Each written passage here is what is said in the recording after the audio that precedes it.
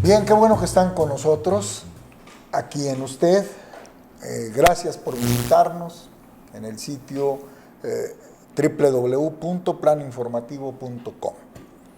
En esta ocasión hemos logrado a través del compañero Gregorio Marín una charla que no es entrevista, es plática entre amigos. Aquí nos conocemos todos muy bien, porque estuvimos deliberando en otra ocasión respecto al agua, pero estuvimos sin guía alguna de alguien que de verdad supiera el tema del agua.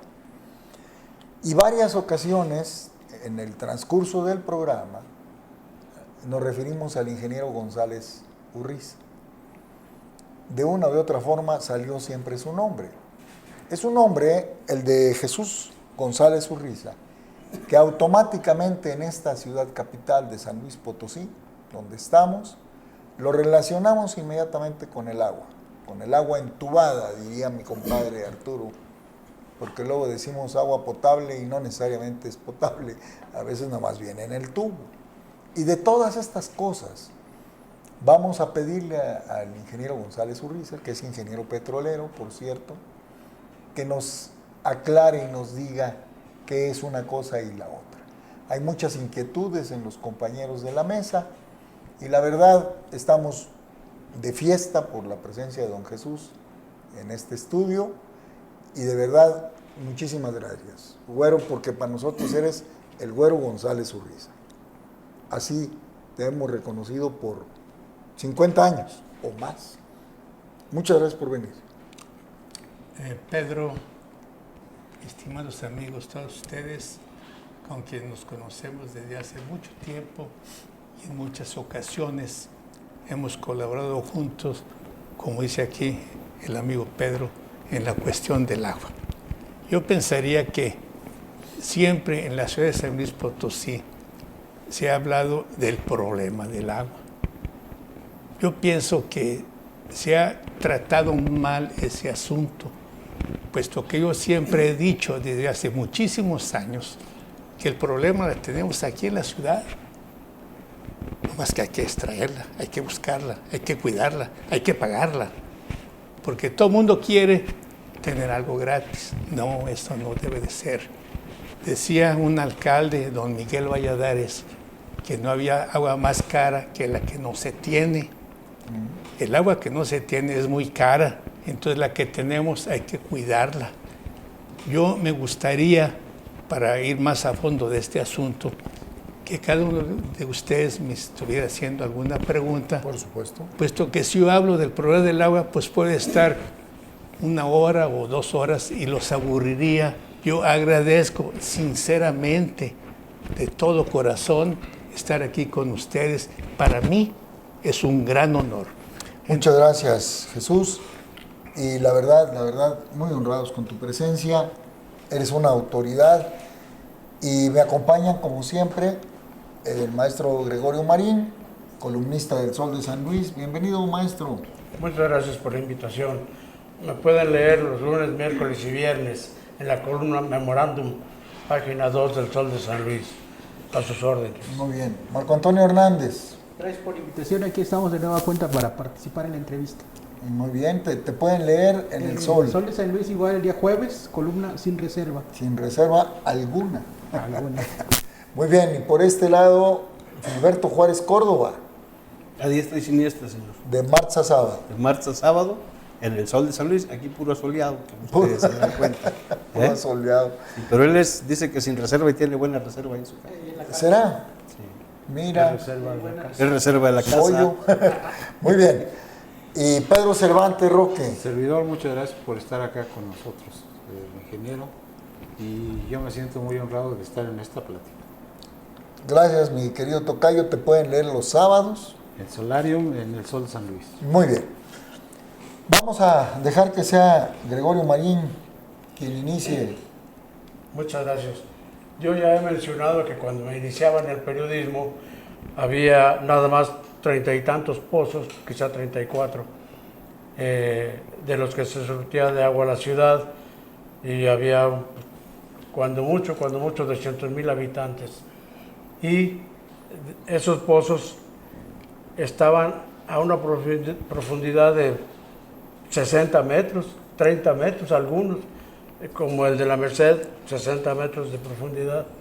Y hemos tenido que ir ahondando los pozos porque se va agotando el acuífero subterráneo y no tomamos en cuenta que cuando se agote esa agua, la ciudad se puede morir. ¿Por qué? Por imprevisión y porque la desperdiciamos cuando la tenemos. Y cuando no la tenemos ponemos el grito en el cielo, pero no la pagamos. Mucha gente no la paga.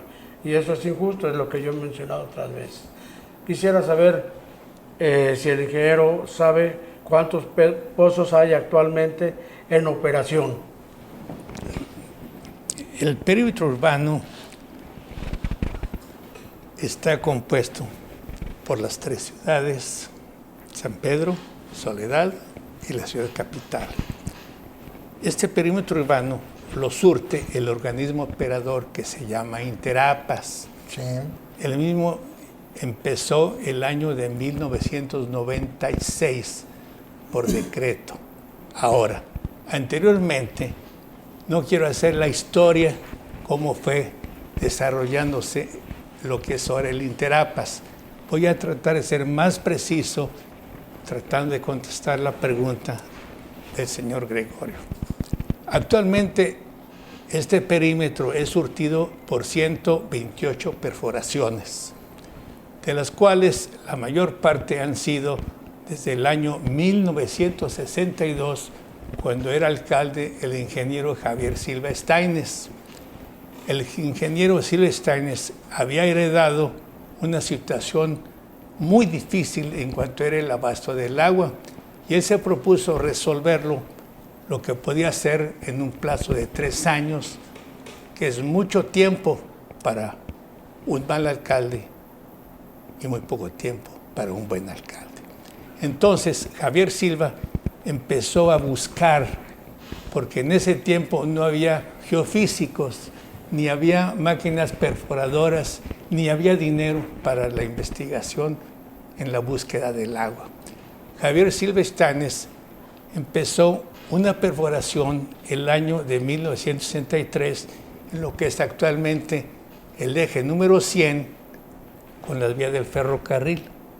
Esa perforación fue el pozo de la zona termal número 1 a la profundidad de 225 metros, logrando encontrar un acuífero inferior a la profundidad de 125 metros.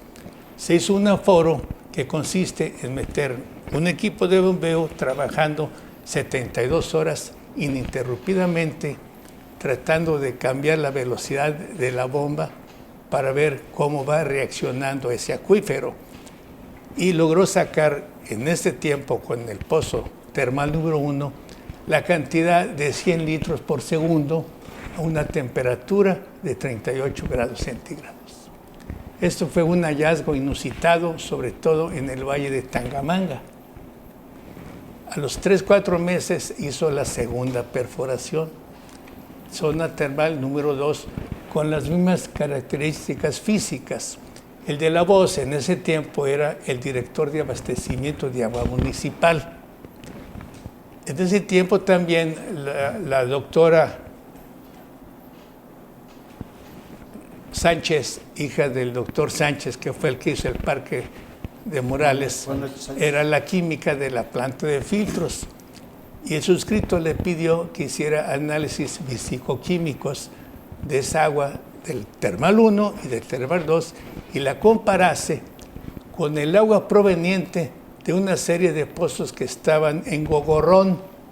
En el año de 1905, la hacienda de Gogorrón pertenecía a un señor Zavala, que era yerno de don Jorge Muriedas, que era el Carlos Slim de esa época. En ese tiempo, en 1915, había aproximadamente 15 perforaciones en Gogorrón, que entre ellas aportaban 500 litros por segundo. Pero el secreto o lo bonito de este acuífero era de que el agua brotaba a la superficie. Sola. por su propio pie en la naturaleza. Vamos a hacer una pausa. Sí, señor. Nos quedamos en esa parte tan interesante. Y ustedes no se vayan. Volvemos con el ingeniero González Urriza.